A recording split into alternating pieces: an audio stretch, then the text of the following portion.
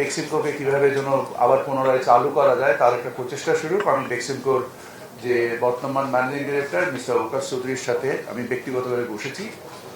ওনার যে আর্থিক বিবরণী সেটা নিয়ে আমি বিশ্লেষণ করেছি এবং ওনার আর্থিক বিবরণীতে এটা স্পষ্ট যে ওনার কাছে এই মুহূর্তে 7,500 কোটি টাকার চলতি সম্পদ আছে।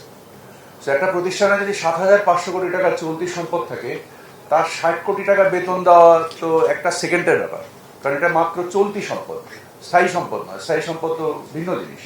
চলতি সম্পদ is in most cases very liquid.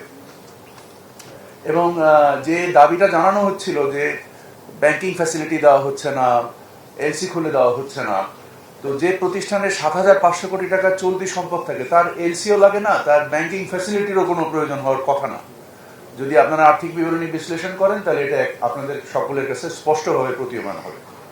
তারপরেও আমি ব্যক্তিগতভাবে ওনাদেরকে বলেছিলাম, ওই মুহূর্তে আমি জানতাম যে ওনাদের 23,000 কোটি টাকার দায় আছে।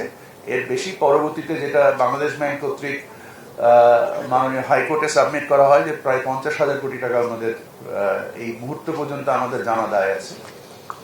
সো ওর পরিপ্রেক্ষিতে আমরা যখন আমি ওই 23,000 কোটি টাকা ধরে নিয়েই চেষ্টা করেছিলাম যেন প্রতিষ্ঠানটা কোনো রকমে চালু হয়। So the government was very very sincere, very interested